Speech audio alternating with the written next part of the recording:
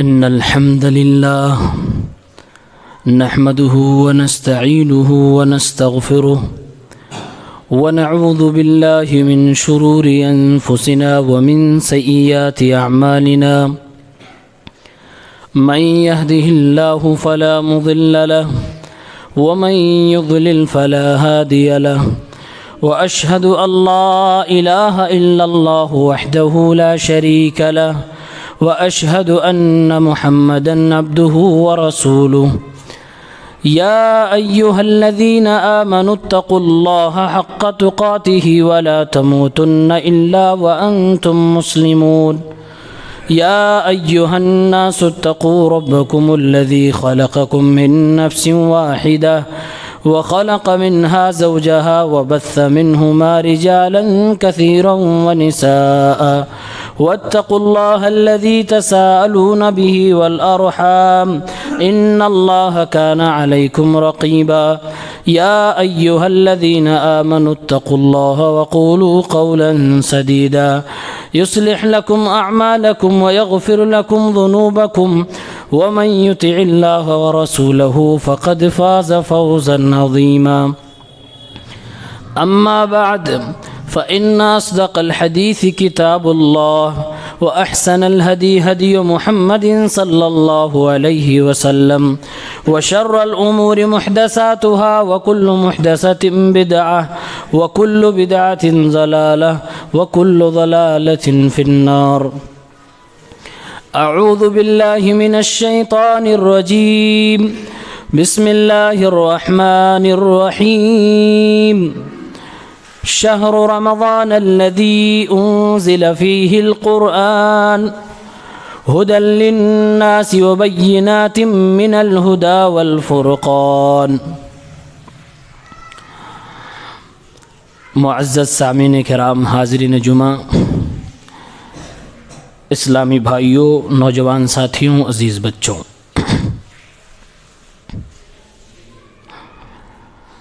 رمضان المبارک کچھ ہی دنوں کے بعد اپنی تمام تر رحمتوں کے ساتھ ہم پر، آپ پر سایہ فگن ہونے والا ہے۔ رمضان 12 مہینوں میں سے ایک مہینہ ہے، لیکن اس کی جو اہمیت ہے اس کا اندازہ وہ لوگ بخوبی کر سکتے ہیں جو کم وقت میں زیادہ کام کرنے کا ہنر جانتے ہوں۔ اللہ تعالیٰ نے نعمت کے طور پر اس مہینوں کو امت محمدیہ کو عطا فرمایا ہے۔ یہ مہینہ بقیہ مہینوں سے کئی وجوہات کی بنیاد پر زیادہ افضل ہے۔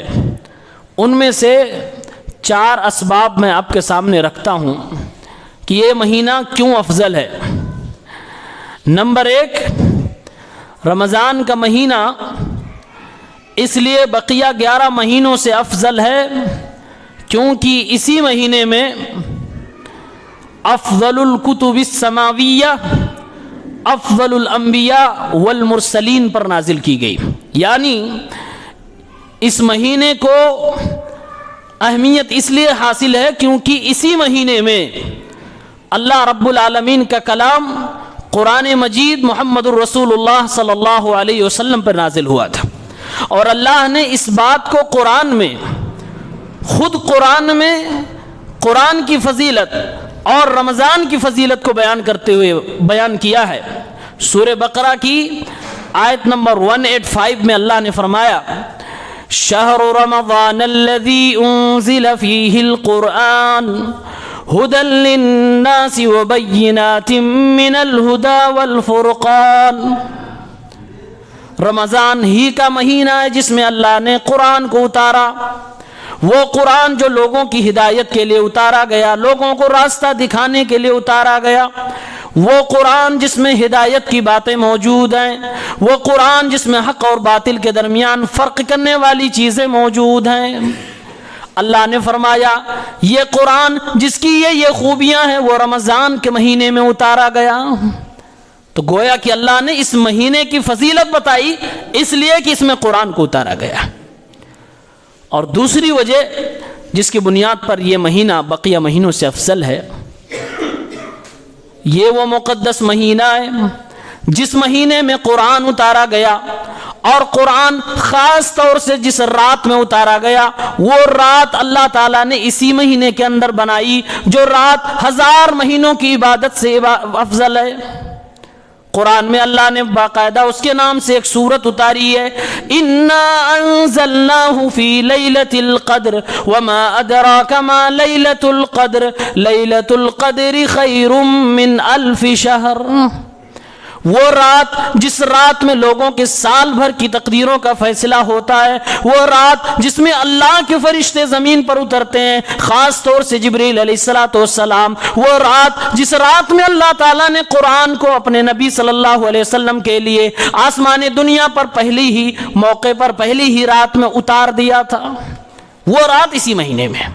اور اللہ کے نبی صلی اللہ علیہ وسلم نے فرمایا، سنن نسائی کتاب الصیام 2106، جب رمضان کا مہینہ قریب آ گیا اللہ کے نبی نے صحابہ کو خطاب فرمایا اتاکم رمضان شہر مبارک، اے میری امت کے لوگوں تمہیں مبارکبادی ہو، رمضان کا مہینہ تمہارے پاس آ چکا ہے، رمضان کا مہینہ آ گیا اور تم اپنی زندگی گزار رہے ہو، ابھی زندہ ہو. یہ اللہ رب العالمین کا ایک فضل ہے. فرمایا اتاکم رمضان، رمضان کا مہینہ آ گیا، شہر مبارک، یہ ایک مبارک مہینہ ہے، برکت والا مہینہ ہے،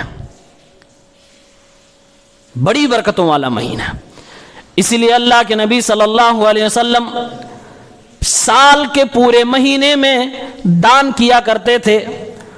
اللہ کے نبی سخاوت دکھایا کرتے تھے، لوگوں میں مال کھانا تقسیم کیا کرتے تھے.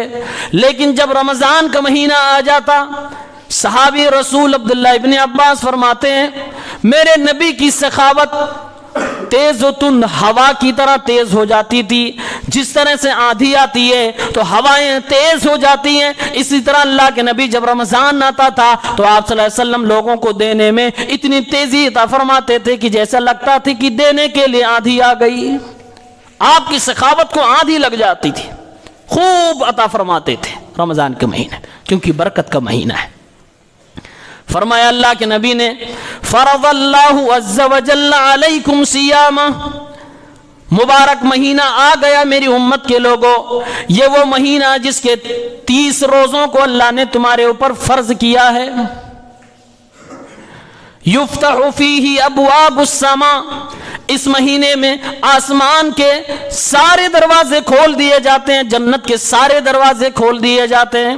وَيُغْلَقُ فِيهِ أَبْوَابُ الْجَحِيمِ، اور اس مہینے کے اندر جہنم کے سارے دروازے بند کر دیے جاتے ہیں. وَيُغَلُّ فِيهِ مَرَدَةُ الشَّيَاطِينِ، اور اس مہینے کے اندر تمام سرکش قسم کے شیطانوں کو بند کر دیا جاتا ہے، جکر دیا جاتا ہے.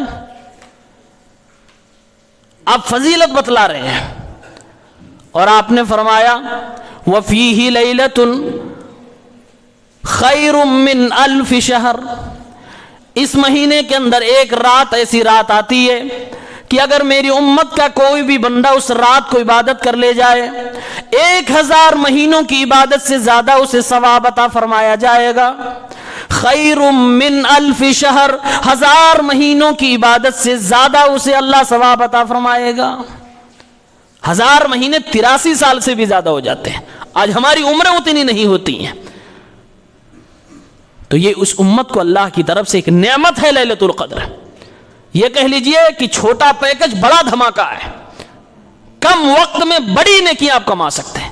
ایک رات میں ایک شخص 1000 مہینے کی نیکی کما لے، یہ چھوٹی بات نہیں ہے. اور زندگی میں کتنے بار رمضان آتے ہیں؟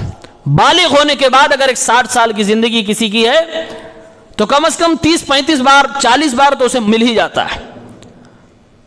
اور اگر پوری زندگی میں اس نے 2-4-10 لیلۃ القدر ہی پالی تو کتنی نیکیاں وہ جمع کر سکتا ہے، کتنی عبادتیں اس کی ذخیرے میں آ سکتی ہیں.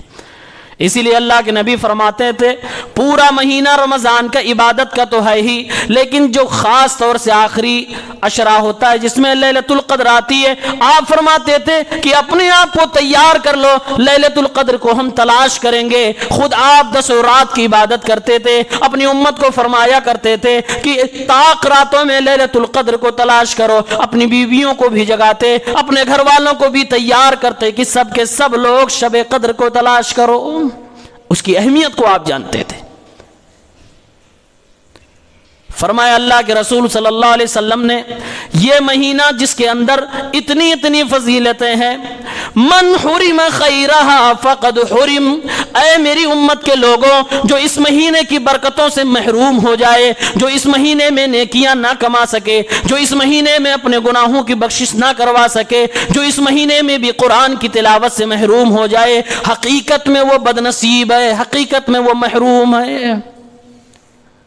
اور ترمذی کتاب الصوم حدیث نمبر 682 میں تو یہاں تک آتا ہے کہ جب آسمان کے دروازے، جنت کے دروازے کھولے جانے لگتے ہیں اور جہنم کے دروازے بند کیے جانے لگتے ہیں، شیطانوں کو جگلا جانے لگتا ہے، ادھر اللہ رب العالمین کی طرف سے ایک فرشتہ آواز لگاتا ہے، وَيُنَادِي مُنَادٍ، ایک آواز لگانے والا آواز لگاتا ہے، یا باغی الخیر اقبل ویا باغی الشر اقصر، اے نیکی کمانے کی تمنا رکھنے والے بندے، او اللہ کے بندے، تجھے موقع دیا جا رہا ہے، تجھے چانس دیا جا رہا ہے، جنت کے دروازے کھولے جا رہے ہیں، جہنم کے دروازے بند کیے جا رہے ہیں، شیطان جو تجھے بہکانے کے لیے لگا رہتا تھا اسے بھی قید کیا جا رہا ہے۔ اے گناہ، اے نیکیوں کو کمانے والے آگے بڑھ، جلدی کر، یا باغی الخیر اقبل، نیکیاں کمانے میں جلدی کر، ویا باغی الشر اقصر، اور اے وہ بندہ جو گناہوں میں پورا سال رہا کرتا تھا، گناہوں کو چھوڑنے میں تو جلدی کر۔ یہ آواز لگاتا ہے ایک فرشتہ، اور اللہ کے نبی صلی اللہ علیہ وسلم فرماتے ہیں وَلِلَّهِ عُتَقَاءُ مِنَ النَّارِ وَذَلِكَ كُلَّ يَوْمٍ، رمضان کا پہلا دن اور اس کا آخری دن، 30 دن اللہ تعالیٰ اپنے بندوں میں سے کچھ بندوں کو جہنم سے آزاد کرتا ہے۔ اللہ کے نبی فرماتے ہیں یہ جہنم سے آزادی اللہ تعالیٰ ہر رمضان کو، ہر دن کو، ہر روزے میں کرتا ہے۔ اتنی بڑی نعمت ہے، اسی لیے اس مہینے کی افضلیت ہے، اسی لیے اس میں برکتیں ہی برکتیں ہیں۔ تو ایک وجہ یہ کہ اس میں قرآن اتارا گیا، دوسری وجہ یہ کہ اس میں شب قدر ہے، تیسری وجہ یہ کہ اس میں جنت کے دروازے کھلتے ہیں، جہنم کے دروازے بند ہوتے ہیں، شیطان جکڑ دیے جاتے ہیں، اور چوتھی وجہ یہ کہ اس مہینے میں کچھ ایسی عبادتیں ہیں جو سال کے دیگر مہینوں میں بالکل نہیں ہیں۔ ہم سال کے 12 مہینے عبادت کرتے ہیں، نماز پڑھتے ہیں، لیکن اس مہینے میں خاص طور سے فرض روزے رکھے جاتے ہیں جو اسلام کی 5 ارکان میں سے ایک اہم رکن ہے۔ وہ روزے رکھے جاتے ہیں جس روزے کے حوالے سے اللہ کے نبی نے فرمایا کہ اللہ تعالیٰ ارشاد فرماتا ہے الصوم لی وانا اجزی بہ، اے میرے بندے تو روزہ رکھ، خالص نیت سے رکھ، میرے لیے رکھ، روزہ میرے لیے ہے، میں ہی اس کا بدلہ دوں گا۔ روزے کو اللہ تعالیٰ نے خاص طور سے ہائی لائٹ کیا کیونکہ روزہ بندے اور اللہ کے درمیان کی ایک راز کی بات ہوتی ہے۔ بندہ اللہ رب العالمین کے لیے بھوکا ہوتا ہے اور اپنی حلال چیزوں کو بھی چھوڑ دیتا ہے، اللہ تعالیٰ اس ادا سے بہت خوش ہوتا ہے، اس لیے فرماتا ہے الصوم لی وانا اجزی بہ، روزہ میرے لیے، بدلہ تو میں ہی دوں گا۔ اسی مہینے میں رمضان میں قیام اللیل تقریباً تمام مسلمان کرتے ہیں، تراویح کی نماز پڑھتے ہیں جسے قیام اللیل قرآن میں حدیث میں کہا گیا۔ وہ قیام اللیل جو مسلمانوں پہ فرض تو نہیں ہے، لیکن مسلمان اس مہینے کی برکتوں سے، رحمتوں سے اپنے آپ کو تیار کر لیتا ہے، اپنے آپ کو فارغ کر لیتا ہے، اپنے اوقات کو متعین کر لیتا ہے، اور اللہ رب العالمین کے لیے قیام اللیل بھی کرتا ہے جو سال کے 11 مہینوں میں تقریباً اکثر مسلمان نہیں کیا کرتے۔ اسی مہینے میں غریبوں مسکینوں کو زیادہ سے زیادہ کھلایا جاتا ہے. وَيُطْعِمُونَ الطَّعَامَ عَلَى حُبِّهِ مِسْكِينًا وَيَتِيمًا وَأَسِيرًا. اللہ نے فرمایا جو اللہ کے نیک بندے ہوتے ہیں لوگوں کو اللہ کی محبت کے لیے اور اپنے نزدیک وہ مال کو محبوب بھی سمجھتے ہیں, کھانا ان کے نزدیک اچھا بھی ہوتا ہے, قیمتی بھی ہوتا ہے, لیکن اس کے باوجود اپنی قیمتی چیزوں کو مسکینوں کو یتیموں کو کھلاتے ہیں. یہ نیک لوگوں کی پہچان ہوتی ہے. اور تاریخ گواہ ہے, ہم سب دیکھتے ہیں اس مہینے میں جتنا صدقات و خیرات دیے جاتے ہیں اتنا کسی اور مہینے میں نہیں ادا ہوتا. ایک نارمل مڈل کلاس کا انسان بھی اس مہینے میں لوگوں میں بانٹتا ہوا نظر آتا ہے. اور ہم نے تو کئی ایسے گاؤں دیکھے, کئی ایسے لوگوں کو دیکھا جو الحمدللہ کمانے والے خود اپنے ہاتھ سے بانٹتے ہیں, صدقات زکوٰۃ بھی نکالتے ہیں, لیکن اپنے گھر کے بوڑھوں بزرگوں کے ہاتھ میں بھی 10-20 ہزار دے دیتے ہیں کہ لیجیے اماں آپ بھی تقسیم کیجیے, آپ بھی نیکیاں کمائیے. اپنے باپ کے ہاتھ میں رکھ دیا, باپ نہیں کما رہا, ماں نہیں کما رہی, لیکن رکھ دیا کہ اس کو بھی نیکیاں ملے, وہ بھی اپنے ہاتھ سے لوگوں میں تقسیم کرے. اس مہینے میں لوگ زیادہ سے زیادہ اللہ کے راہ میں خرچ کرتے ہیں. اسی مہینے میں اعتکاف والی بھی عبادت ہے. اعتکاف اللہ رب العالمین کے لیے بندہ آخری عشرے میں اپنے آپ کو الگ تھلگ دنیا سے کر کے اللہ رب العالمین کی عبادت میں لگ جاتا ہے, نفلی نمازیں پڑھتا ہے, قرآن کی تلاوت کرتا ہے, دعائیں کرتا ہے, اللہ رب العالمین سے مانگتا ہے اے اللہ شب قدر جو 1000 راتوں سے بھی افضل ہے وہ مجھے عطا فرما دے. یہ اسی مہینے میں ملتی ہے اور دیگر مہینوں میں نہیں. اس لیے اس مہینے کی بڑی افضلیت ہے. آپ صلی اللہ علیہ وسلم جب یہ مہینہ آیا تو آپ نے فرمایا اتاکم رمضان, آ گیا رمضان, شہر مبارک, مبارک مہینہ ہے, برکتوں والا مہینہ ہے. صحابی کہتے ہیں کہ رسول اللہ صلی اللہ علیہ وسلم کی شان ہی الگ ہوا کرتی تھی رمضان میں, زمین سے لے کے آسمان تک ہلچل مچ جاتی تھی. اللہ کے نبی صلی اللہ علیہ وسلم پر قرآن پورا سال اترا کرتا تھا, لیکن جیسے رمضان آتا جبریل امین بھی آسمان سے میرے نبی کے پاس تشریف لاتے, اے اللہ کے نبی آج سے قرآن آپ پر جتنا بھی اتارا گیا چلیے دورہ کیجئے. جبریل امین اللہ کے نبی کو قرآن کا دورہ رمضان میں کرایا کرتے تھے. جس سال ہمارے نبی صلی اللہ علیہ وسلم کا آخری رمضان تھا آپ نے 2 بار قرآن کا دورہ کیا جبریل علیہ السلام کی نگرانی میں. یعنی کہ زمین سے لے کر آسمان تک رمضان کے مہینے میں پوری ہلچل مچ جایا کرتی تھی. ادھر جنت کے دروازے کھول دیے جا رہے ہیں, جہنم کے دروازے بند کر دیے جا رہے ہیں, شیاطین کو جکڑا جا رہا ہے. جبرائیل نبی علیہ السلام کو قرآن کا دورہ کرا رہے ہیں. اللہ تعالیٰ جہنمیوں کو آزاد کرنے پہ آ رہا ہے. اللہ کے نبی صلی اللہ علیہ وسلم اس مہینے کو برکتوں والا مہینہ فرما رہے ہیں, اور خود اللہ کے نبی اپنے گھر والوں کو صحابہ کو نیکیاں کرنے پر ابھار رہے ہیں, اپنی بیویوں کو کہہ رہے اٹھو اللہ کی عبادت کرو. بڑا مقدس مہینہ ہوا کرتا. لیکن افسوس یہ ہے آج کا اکثر مسلمان اس مہینے کو بوجھ سمجھتا ہے, کام میں رکاوٹ محسوس کرتا ہے. کچھ لوگ تو اس کو یوں بیان کرتے ہیں رمضان آ گیا یار اب تو کچھ کر نہیں پائیں گے. پڑھنے والے بھی, اسٹوڈنٹ بھی, بزنس مین بھی, ہر طبقہ, اور عورتیں تو پریشانی ہوتی ہیں, ان کا تو پورا کنسنٹریٹ ہوتا کھانے پہ, کچن پہ, حالت ان کی بھی خراب, مردوں پہ کی خراب. لوگوں نے اسے بوجھ سمجھ لیا. جو چیز نعمت ہوتی وہ کبھی بوجھ نہیں ہوا کرتی.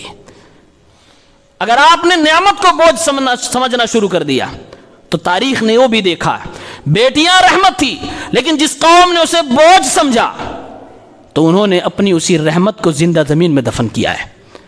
یہ مہینہ اسے ہم دفن نہیں کر سکتے, اس کا ہم کچھ بگاڑ نہیں سکتے, لیکن ہاں اپنا بگاڑتے ہیں. آیا ہے چلا جائے گا, ہم جیسے پہلے تھے ایسے بھی اس میں بھی رہیں گے, کیا فرق پڑتا ہے. لوگ اس طریقے سے اس مہینے کو دفن کرتے ہیں, لوگ اس طریقے سے اس مہینے کی ناقدری کرتے ہیں. کوئی چینجنگ نہیں, کوئی ایکسٹرا ایکٹیویٹی نہیں، کوئی عبادت میں اضافہ نہیں، کوئی قرآن کی تلاوت میں اضافہ نہیں. اور کئی ایک تو ایسے بھی ہوتے ہیں جو مسلمان خود کو کہلاتے ہیں لیکن چپ کے وہ ہوٹلوں کی زینت بھی بنا کرتے ہیں. آپ دیکھیں گے بہت سارے ایسے لوگ بے ایمان قسم کے سال بھر دوا کھاتے ہیں. اکثر و بیشتر آج لوگ عمر کی ایک دہلیز پر پہنچنے کے بعد دواؤں کے سہارے سے زندگی گزار رہے ہیں. لیکن جو بے ایمان قسم کے ہوتے ہیں، جن کے دل میں ہوتی یہ بیماری ہے، ایمان نہیں ہوتا، وہ بہانہ پا جاتے ہیں. رمضان کے باقی مہینوں میں دوا کھا رہے ہیں، ہم اور آپ نہیں دیکھیں گے، لیکن رمضان میں وہ گھر کے برآمدے میں آ کر بیٹھ کے کھائے گا اور دوا کی پوری پوٹلی لے کے بیٹھے گا. کیوں؟ لوگ کیا کہیں گے، روزہ نہیں رکھتا. لوگوں کا ڈر ہے لیکن اللہ کا نہیں ہے. دوائیں دکھا دکھا کر لوگوں سے معذرت کی جا رہی ہے، اللہ سے نہیں معذرت کی جا رہی ہے. آج ہم نے روزے کے ایام کو، رمضان کے مہینے کو بوجھ سمجھ رکھا ہے. اور اگر نہیں بوجھ سمجھ رکھا ہے تو اب دیکھیے اپنی مسجدوں کو، شروعات میں 2-3 دن رونق کیوں رہتی ہے، باقی بعد میں کیوں ختم ہو جاتی ہے؟ اگر آپ اس کو بوجھ نہیں سمجھتے تو پھر ہمارا اور آپ کا رویہ کیوں ہوتا ہے کہ جلدی سے کوئی ایسے حافظ جی کو لاؤ کہ جلدی قرآن ختم کرے، چھٹی ملے تراویح سے، اور پھر اپنے گھروں میں عشاء کی نماز پڑھ کے واپس چلے جایا کریں. یہ ساری چیزیں بتلاتی ہیں کہ ہم نے اسے بوجھ سمجھا ہے. بوجھ ہی ہوتا ہے جس کو آدمی جلدی اتارنا چاہتا ہے. جو چیز رحمت ہو، نعمت ہو، اسے جلدی پھینکا نہیں جاتا ہے، اسے دیر تک اپنے پاس رکھنے کے لیے کوشش کی جاتی ہے. اور رمضان کا مہینہ تو بہت تیز گزرتا ہے. جو قرآن پڑھنے والے وہ بیچارے دعا کرتے اللہ برکت دے، دن بہت تیز گزر جاتا ہے، قرآن نہیں پڑھ پاتے ہیں زیادہ. اور آج ہم نے تو یہ سمجھ رکھا کہ رات بھر جاگو، دن میں سو، یہی روزہ ہے. یہ روزہ نہیں ہے، یہ آپ نے حق ادا نہیں کیا. حق ادا کرنے کا مطلب یہ ہے کہ روزے کی حالت میں زیادہ سے زیادہ عبادت کرو. ہم تو دن بھر بھوک پیاس کی وجہ سے کچھ نہ پڑھتے ہیں نہ عبادت کرتے ہیں، چپ چاپ پڑے ہیں یا تو سوئے ہیں، نماز بھی چھوڑ دیتے ہیں، اور پھر رات میں تو کھانے پینے کی وجہ سے بدن بوجھل ہو جاتا ہے. یعنی پورا مہینہ گزر کیسے رہا ہے؟ بھوکے، پڑھ کے نہیں، عبادت کر کے نہیں، بھوک سے گزر رہا ہے. کیا فائدہ ایسی عبادت کا؟ کیا فائدہ ایسے مہینے کی برکت اگر نہ مل پائے؟ میرے نبی فرماتے ہیں من حرم خیرہا فقد حرم، جو اس کی بھلائیوں سے محروم ہو گیا حقیقت میں وہ بدنصیب ہے. آپ فرماتے ہیں جو رمضان کے مہینے میں زندہ ہے، اللہ کی بنائی ہوئی زمین پہ چل رہا ہے، جو رمضان کے مہینے میں سانسیں لے رہا ہے، اللہ نے جس کو زندگی سے نواز رکھا ہے، لیکن وہ اس مہینے کو پانے کے بعد بھی اپنے آپ کی بخشش نہ کروا سکے، اللہ رب العالمین سے اتنا نہ رولے کہ اللہ اس کے گناہوں کو معاف فرما دے، حقیقت میں وہ آدمی بدنصیب ہے، اس کی ناک خاک آلود ہو. آپ صلی اللہ علیہ وسلم یہ باتیں کیوں کہہ رہے ہیں؟ رمضان آنے والا ہے، 6-7 دن کے اندر ہی آ جائے گا. 5 چیزیں ایسی میں بتلاتا ہوں جس کو کر لینا چاہیے آنے سے پہلے ہی. نمبر 1، رمضان عبادتوں سے بھرا ہے، اس میں زیادہ تر عبادتوں پہ توجہ دی جائے. عبادت کئی طرح ہوتی ہے، قرآن، نماز، زکوٰۃ، خیرات، صدقات، تعلیم، یہ ساری چیزیں عبادت میں آتی ہیں. الگ الگ طریقے سے آپ عبادت کیجیے. رمضان آنے سے پہلے ایک کام یہ کریں کہ سال کے 11 مہینوں میں جو گناہ ہوئے، چاہے وہ اس گناہ کا تعلق اللہ سے ہے تو اس کو رو کے اللہ سے معافی مانگیے، اور اگر اس گناہ کا تعلق بندوں سے ہے تو بندوں سے معافی مانگ کر اس گناہ سے اپنے آپ کو پاک کیجیے، توبہ کیجیے، تاکہ نئے مہینے میں نئے انداز میں نئے رجسٹر کے ساتھ گناہوں کی صفائی کے ساتھ اب اللہ کی بارگاہ میں حاضر ہو، عبادت میں دل لگے، عبادت میں خلوص ہو، دل گندا نہ ہو، دل پاک و صاف ہو.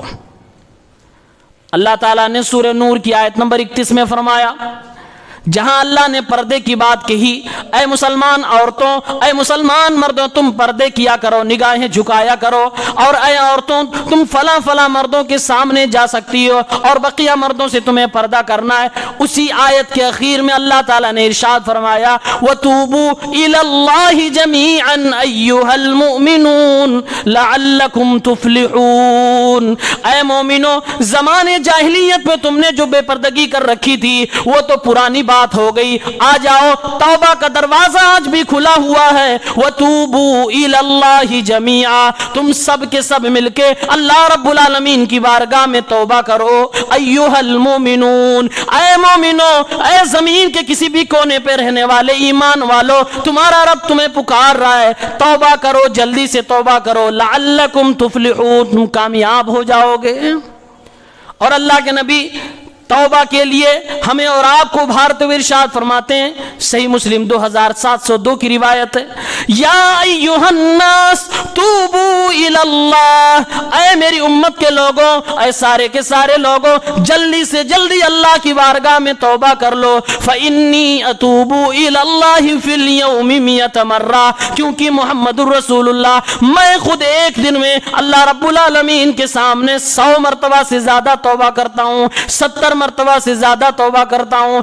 جب اللہ کے نبی صلی اللہ علیہ وسلم، جن کے اگلے پچھلے سارے گناہ معاف ہو، وہ فرما رہے ہیں کہ اے میری امت کے لوگوں، میں اس کے باوجود دن بھر میں 100 مرتبہ توبہ کرتا ہوں، تم لوگ بھی توبہ کیا کرو، تم لوگ بھی اپنے گناہوں کی مغفرت طلب کیا کرو۔ تو توبہ اس لیے پہلے رمضان سے پہلے ضروری ہے تاکہ ہم پاک صاف ہو کر اس مہینے میں انٹری کریں۔ پوری نیکیاں اگر لینی ہے بغیر کسی کٹوتی کے، کیونکہ بہت سارے ایسے گناہ، اگر کسی نے شرک کر رکھا ہو اتفاق سے، کیا فائدہ ہوگا اسی نیکی کا؟ کوئی نیکی نہیں قبول ہوگی۔ کسی کا حق مار رکھا ہو، آپ نیکی کرو گے، کل قیامت کے دن وہ لے لے گا آپ کی نیکی۔ اس لیے رمضان کے آنے سے پہلے ہی اپنے آپ کو صاف کر لو تاکہ پورا آپ کو ملے۔ دوسرا کام جو ہمیں رمضان سے پہلے کرنا چاہیے، دعا کرنی چاہیے۔ دعا کس چیز کے لیے؟ دعا اللہ سے دعا کریں، اللہ ہفتہ باقی ہے، میں زندہ رہنا چاہتا ہوں، رمضان مجھے نصیب کر دے، کہیں ایسا نہ ہو کہ ایک ہفتے کے اندر میں ہی اٹھ جاؤں، میرا ہی جنازہ پڑھا جائے۔ اسلاف کا تذکرہ پڑھیے، سال میں 12 مہینے ہوتے ہیں، رمضان کے 6 مہینے پہلے یہ اسلاف دعا کرنے لگتے تھے، اللہم بلغنا رمضان، اے اللہ رمضان تک ہمیں پہنچا دے، اے اللہ رمضان کا مہینہ نصیب فرما دے، اے اللہ رمضان سے پہلے دنیا سے نہیں جانا چاہتے، اے اللہ وہ مبارک مہینہ نصیب کرنا، اس سے پہلے ملک الموت کو میرے پاس نہ بھیجنا۔ 6 مہینہ صرف اسی دعا میں لگا دیتے، اے اللہ رمضان کا مہینہ عطا فرما۔ رمضان آ جاتا، 1 مہینہ ٹوٹ کے عبادت کیا کرتے تھے، جب رمضان کا مہینہ ختم ہو جاتا باقی 5 مہینہ اللہ سے دعا کرتے، اے اللہ رمضان میں جو ٹوٹی پھوٹی عبادتیں کی ہیں ساری عبادتوں کو تو قبول فرما لے، اے اللہ شب قدر کی عبادت کو قبول کر لے، اے اللہ دن میں بھوکے رہنے کی عبادت کو قبول کر لے، اے اللہ پیاس کی حالت میں قرآن کی تلاوت کو قبول فرما لے، اے اللہ تیرے اس مبارک مہینے میں میں نے جو بھی رقم خرچ کی ہے، جو بھی عبادتیں کی ہیں سب کو تو قبول فرما۔ 6 مہینہ یہ دعا کرتے اے اللہ اس وقت تک زندہ رکھ، اور 5 مہینہ یہ دعا کرتے اے اللہ جو بھی کیا اس کو قبول فرما لے۔ یہ دعا ہونی چاہیے۔ اور دعا کے حوالے سے 2 باتیں غور کریں۔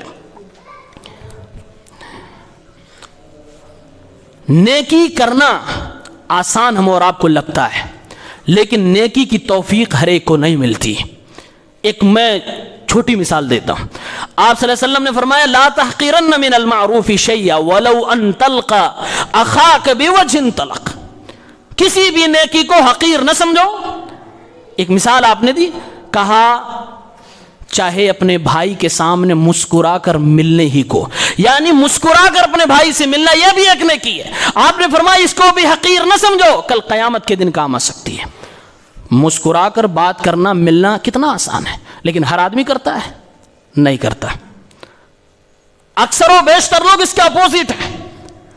معمولی سی نیکی بھی توفیق الہی کے بغیر آپ نہیں کر سکتے ہو، اس لیے اللہ سے یہ دعا ہمیشہ ہونی چاہیے، اے اللہ نیکیوں کی توفیق عنایت فرما، ہدایت کی توفیق عنایت فرما۔ آنکھوں سے دیکھیں گے عبادت کرتے ہوئے لوگوں کو، آنکھوں سے دیکھ رہے ہوں گے فلاں بندہ قرآن کی تلاوت کا، آپ کو نہیں توفیق ملے گی، اس لیے اللہ سے مانگنا پڑے گا، اللہ اتنا مجھے سمجھ دے، بدن میں وہ حرکت دے، خون میں وہ جنبش دے کہ میں بھی اٹھوں۔ اور ہوتا یہ ہے، کس کو جنت نہیں چاہیے؟ دیکھ رہے ہوتے ہیں کہ فلاں پڑھ رہا ہے، یہ پڑھ رہا ہے، یہ پڑھ رہا ہے، یہ پڑھ، لیکن ہم لیٹے ہوئے ہیں، ہم بیٹھے ہوئے ہیں، ہمارے اندر کوئی فرق نہیں پڑ رہا، ہم ہل ہی نہیں رہے. کیوں؟ اس لیے کہ توفیق نہیں مل رہی ہے. آدم علیہ السلام نے غلطی کی، جنت سے نکالے گئے. اللہ تعالیٰ نے آدم علیہ السلام کو پہلے یہ توفیق عنایت فرمائی کہ آدم تم توبہ کے لیے تیار ہو جاؤ. قرآن کہتا ہے فَتَلَقَّى آدَمُ مِن رَبِّهِ كَلِمَاتٍ فَتَابَ عَلَيْهِ. پہلے اللہ نے آدم کے دل میں یہ بات ڈالی، اے بندہ، اے میرے بندے، تو نے غلطی کر دی، اب تو توبہ کر.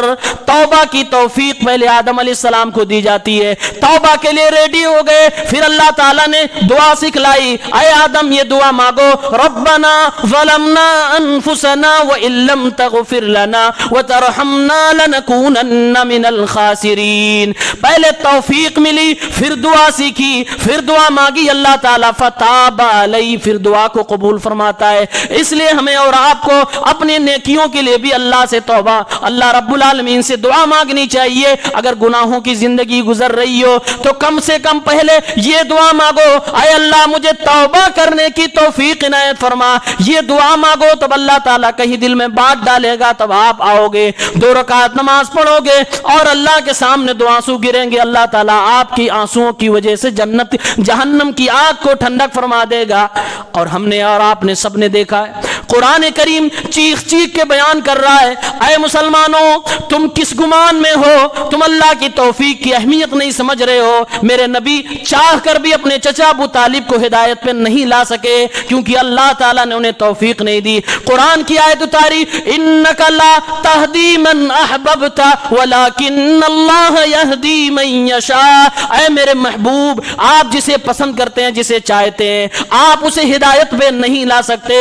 ہدایت پہ میں جس کو چاہوں گا اسی کو لا سکتا ہوں. یعنی کہ جب تک میں توفیق نہ دوں، بتانے والا بتا کے چھک جائے گا، بتانے والا بتا کے چلا جائے گا، کتابیں پھٹ جائیں گی، ساری کی ساری چیزیں، سارے وسائل ختم ہو جائیں گے، لیکن اللہ کی توفیق نہ ہو تو مسجد کے دروازے سے بھی انسان واپس چلا جائے گا. مسجد میں آنے کے بعد بھی ایک بار بھی وہ سورہ فاتحہ پڑھ کے اہدنا الصراط المستقیم بھی نہیں کہہ پائے گا، ویسے ہی خالی ہاتھ چلا جائے گا. اس لیے نبی نے، اللہ رب العالمین نے ہمیں سکھایا، اے لوگوں، اے امت کے لوگوں، سب کے سب لوگ جب نماز پڑھنے کے لیے آؤ تو اللہ سے توفیق مانگا کرو. وہ توفیق سورہ فاتحہ ہی میں ڈال دی گئی تاکہ کوئی مسلمان اللہ کی توفیق مانگنے سے محروم نہ رہے. فرمایا گیا اہدنا الصراط المستقیم، اے اللہ سیدھے راستے کی توفیق عنایت فرما. ہم نماز میں جب سورہ فاتحہ پڑھتے ہیں تب اللہ سے صراط مستقیم کی توفیق مانگتے ہیں. توفیق برابر مانگتے رہنا چاہیے. اور جب نیکی کر بیٹھیں، نیکی کر جائیں، ایک تو پہلے توفیق مانگیں کہ اللہ ہم کو اس نیکی کرنے کی توفیق عنایت فرمائے. اور جب نیکی کر جائیں تو غرور کرنے کی ضرورت نہیں، گھمنڈ نہیں کرنا ہے. پھر آپ کو اور جھکنے کی ضرورت ہے، پھر آپ کو اللہ سے اور دعا مانگنے کی ضرورت ہے کہ اے اللہ جو کیا ہے اسے قبول فرما لے، کیونکہ کرنے کے بعد گارنٹی نہیں کہ قبول ہوگی. طریقہ صحیح ہونا چاہیے، اخلاص ہونا چاہیے، دعا بھی ہونی چاہیے. قرآن کریم میں اللہ نے یہ بتایا ہے کہ جب ابراہیم علیہ السلام اور حضرت اسماعیل علیہ السلام دونوں باپ بیٹے نبی ہیں، اللہ کا گھر بنا رہے ہیں، پتھر اٹھا کے خانہ کعبہ کی تعمیر ہو رہی ہے. وَإِذْ يَرْفَعُ إِبْرَاهِيمُ الْقَوَاعِدَ مِنَ الْبَيْتِ وَإِسْمَاعِيلُ. اللہ نے فرمایا یاد کرو جب ابراہیم و اسماعیل دونوں خانہ کعبہ کی دیواروں کو بنا رہے تھے، دونوں دعا فرما رہے ربنا تقبل منا انکا انت السمیع العلیم. اے اللہ جو ہم یہ خانہ کعبہ کی تعمیر کر رہے ہیں، جو پتھروں کو اٹھا کر تیرا گھر بنا رہے ہیں، اے اللہ ہماری اس نیکی کو قبول فرما لے کیونکہ تو سننے والا جاننے والا ہے. انبیاء کرام نیکی کرتے رہتے تھے، قبولیت کی دعا مانگتے رہتے تھے. آج ہم نیکی اگر کر بھی لے تو غرور میں آ جاتے ہیں، لوگوں کے اوپر دھوس جمانے لگتے ہیں. ہم کہاں نیکیوں کی قبولیت کی دعا کرتے ہیں؟ اسلاف تو 5 مہینے دعا کرتے تھے اللہ نیکیاں قبول کر لے. یہ دعاؤں کے حوالے سے 2 بات یاد رہنی چاہیے، ایک تو پہلے توفیق مانگیں، پھر کر لے جائیں تو پھر دعا کریں کہ اللہ قبول کر لے. تیسری بات، رمضان آنے سے پہلے اگر کسی بھی مسلمان پر پچھلے رمضان کے روزے جو چھوٹ گئے ہیں باقی ہیں تو پورا کر لے. اور مرد بالغ چھوڑ دے بغیر کسی عذر کے، یہ تو انتہائی اس کی ایمان کے کم ہونے کی دلیل ہے. عورتیں جو معذور ہوتی ہیں، جن کی مجبوریاں ہوتی ہیں، فطرتاً وہ مجبور ہیں، روزے چھوٹ جاتے ہیں، وہ بھی اگلا رمضان آنے سے پہلے پورا کر لیا کرتی تھی۔ حضرت عائشہ کے بارے میں آتا ہے، خود بیان کرتی ہیں، صحیح بخاری 1849 نمبر حدیث ہے، حضرت عائشہ کہتی ہیں کان یکون علی الصیام من رمضان، پچھلے رمضان کے کچھ روزے میرے اوپر فرض ہوا کرتے تھے، فما استطیع، مجھے موقع نہیں ملتا تھا کہ میں انہیں پورا کروں الا کہ شعبان میں، یعنی پچھلے رمضان میں جو روزے میری فطرت کی وجہ سے چھوٹ جایا کرتے تھے، اگلا رمضان آ جاتا تھا اس سے پہلے والے مہینے میں پورا کر لیا کرتی تھی۔ دنیا کو سکھایا جا رہا ہے، اے وہ خاتون اسلام کی ماننے والی عورتوں، رمضان آنے سے پہلے پہلے تم بہانے نہ کیا کرو، اپنے چھوٹے ہوئے روزوں کو ضرور پورا کر لیا کرو۔ جو تم نے روزے چھوڑ دیے، قضا ہو گئے کسی عذر کی بنیاد پر، وہ اگلا رمضان آنے سے پہلے پورا کر لو۔ اور جن لوگوں نے جان بوجھ کر چھوڑے ہوں، انہوں نے گناہ کر دیا ہے، اس گناہ کے لیے انہیں توبہ کرنا لازم ہے، اللہ سے معافی مانگے۔ اے اللہ، اسلام کی چھت 5 چیزوں پہ کھڑی ہے، نماز پہ، روزے پہ، زکوٰۃ پہ، حج پہ، توحید پہ۔ اے اللہ، میں نے پچھلے رمضان میں روزے چھوڑ دیے تھے، اسلام کی ایک پلر کو میں نے گرا دیا۔ اے اللہ، اس مہینے میں اسے مضبوط بنانے کی کوشش کر رہا ہوں، مجھے تم معاف فرما دے پچھلے گناہ کے لیے۔ اس بندے کو توبہ کرنا ضروری ہے، لازم ہے، کیونکہ اس نے گناہ کبیرہ کیا ہوا ہے۔ چوتھا کام یہ کریں کہ رمضان آ رہا ہے، بڑے باریک مسئلے ہیں بعض مسائل رمضان کے، اور ہر وہ بندہ جو شادی شدہ ہے، ایک غلطی پر اچھا خاصا آپ کا مال لگ سکتا ہے اگر آپ رمضان کے مسائل نہیں جانتے۔ لوگ نیت کرنے میں غلطی کر رہے ہیں، روزہ کس سے ٹوٹ رہا نہیں ٹوٹ رہا اس سے غلطی کر رہے ہیں، روزے بھی ہیں، جھوٹ بھی بولے جا رہے ہیں، جھوٹی گواہی بھی دیے جا رہے ہیں۔ کیوں؟ اس لیے کہ علم ہی نہیں ہے کہ روزے کی سیفٹی کیسے کی جائے، اسے محفوظ کیسے کیا جائے، اس کے آگے پیچھے کون سی چیزوں کو نہ آنے دیا جائے۔ اللہ کے نبی صلی اللہ علیہ وسلم نے انہی چیزوں کے لیے فرمایا ہے، طلب العلم فریضۃ علی کل مسلم، ہر مسلمان کو اتنا جاننا انتہائی زیادہ ضروری ہے جتنا اسے عمل کرنا پڑتا ہے۔ اور آپ اگر بیوی والے ہو تو آپ کو اور بھی چیزیں جاننے کی ضرورت ہے جو شادی کے بعد زندگی میں آتی ہیں۔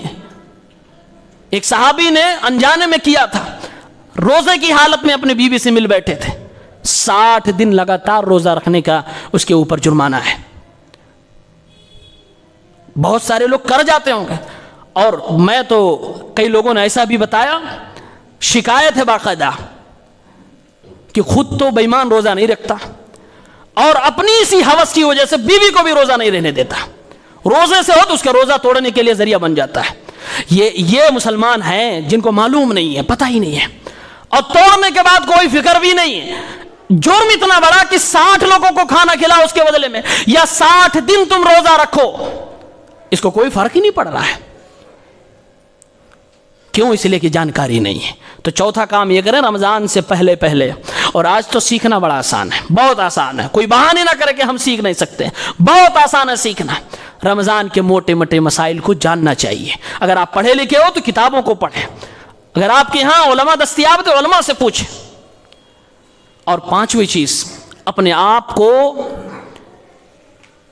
فارغ کریں، وقت نکالیں، اگر ہو سکے کہ کچھ ایسے کام ہیں جو رمضان ہی میں پڑھ رہے ہیں لیکن ہم اسے آگے کر سکتے ہیں، رمضان کے بعد کر سکتے ہیں تو ضرور کریں۔ کچھ ایسے کام ہیں جو رمضان میں آئیں گے تو آپ اسے اگر پہلے کر سکتے ہو پہلے کریں۔ ایک تابعی ہیں، سلف میں سے ذکر کیا جاتا ہے، سلمہ ابن کہیل کہا کرتے تھے کہ رمضان سے پہلے والا مہینہ جو یہ مہینہ چل رہا ہے، کہتے تھے یہ مہینہ یہ تو قاریوں کا مہینہ ہے، یہ تو حافظوں کا مہینہ ہے، حافظی لوگ تراویح پڑھانے کے لیے اس مہینے میں خوب قرآن پڑھا کرتے ہیں۔ اور وہی کہا کرتے تھے، ایک سلف تھے عمرو بن قیس رحمہ اللہ، جیسے ہی شعبان کا مہینہ لگتا تھا، تاجر آدمی تھے، بزنس مین تھے، دکان چلاتے تھے، جیسے شعبان کا مہینہ لگتا تھا اپنے دکان کی شٹر گرا کرتے تھے، اپنے دکان کے دروازے کو بند کر دیا کرتے تھے، اور لوگوں نے جب پوچھا کہ ابھی تو رمضان آنے میں 1 مہینہ باقی ہے، ابھی سے آپ نے اپنے دکان کو کیوں بند کر دیا؟ کہا اس لیے کہ اس مہینے میں میں قرآن زیادہ سے زیادہ پڑھ کے اپنے آپ کو عادت ڈالنا چاہتا ہوں، تاکہ رمضان میں کوئی رکاوٹ نہ آئے، تاکہ رمضان میں پوری چستی کے ساتھ، پوری پھرتی کے ساتھ قرآن کی تلاوت کر سکوں۔ یہ ہمارے اسلاف ہوا کرتے تھے۔ ابو بکر بلخی کہتے ہیں او لوگوں، رمضان سے 2 مہینہ پہلے ہی آدمی کو تیاری کرنی چاہیے۔ رجب کا مہینہ نیکیوں کی کھیتی کرنے کے لیے جو بیج ڈالی جاتی ہے وہ مہینہ ہوتا ہے، یعنی اس مہینے میں نیکی کی شروعات کی جائے، اور جب شعبان کا مہینہ آ جائے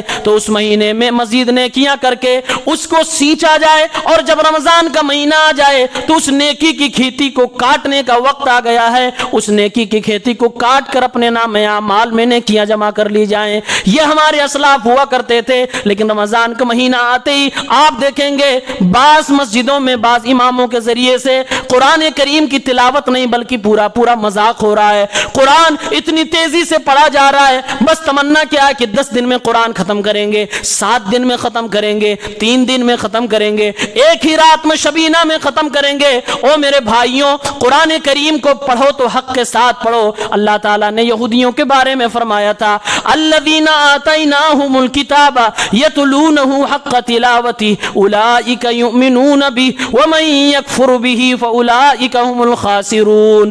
جن کو بھی میں نے آسمانی کتاب عطا فرما دی ہے وہ ان کتابوں کو جیسے اس کا حق ہے اسی طرح سے تلاوت کیا کریں، یہی لوگ ایمان والے ہوا کرتے ہیں۔ اور جس نے اسلام سے، قرآن سے انکار کیا، یہی لوگ خسارے والے ہوا کرتے ہیں۔ قرآن کریم کی تلاوت کا حق کیا ہے؟ قرآن کی تلاوت کا حق یہی ہے کہ آپ آرام سے پڑھو، ایسے انداز میں پڑھو کہ آپ کو سمجھ میں آئے، یا پیچھے اگر کوئی سمجھنے والا ہو تو وہ بھی سمجھ جائے۔ حلال و حرام کی بات آئے تو حلال کو آپ اپنا اور حرام کو چھوڑ دو، اور جو محکم آیتیں، محکم آیتوں پر عمل کرو، مستشابہ پر ایمان لاؤ۔ جو باتیں سمجھ میں نہ آئے علماء سے جا کر دریافت کیا جائے، پوچھ لیا جائے۔ قرآن کریم میں بے جا قسم کی تحریف نہ کی جائے، قرآن کو اپنے معنی سے نہ سمجھا جائے۔ یہ ساری کی ساری چیزیں قرآن کو اس کے حق کے ساتھ تلاوت کرنے میں آتی ہیں، لیکن آج دیکھا کیا جا رہا ہے کہ لوگ ایک رمضان ہے، صرف 30 دن 27 دن کی بات ہوتی ہے، اس میں بھی کوئی مقتدی ہے تو پورا مہینہ قرآن نہیں پڑھنا چاہتا۔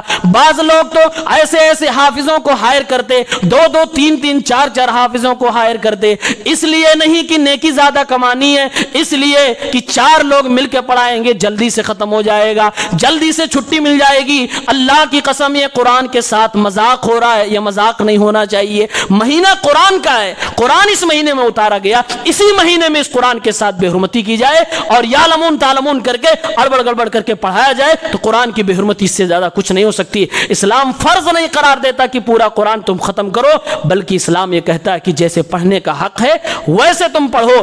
تمہارے اوقات زیادہ لگتے ہیں تو لگاؤ، اور اگر تمہارے پاس وقت نہیں ہے، تم بدنصیب ہو تو رہو بدنصیب، لیکن قرآن کے ساتھ بے حرمتی نہ کرو، قرآن کے ساتھ گستاخی نہ کرو۔ اس مہینے میں سب سے زیادہ یہ مسلمان قرآن کے ساتھ بے حرمتی کرتا ہے۔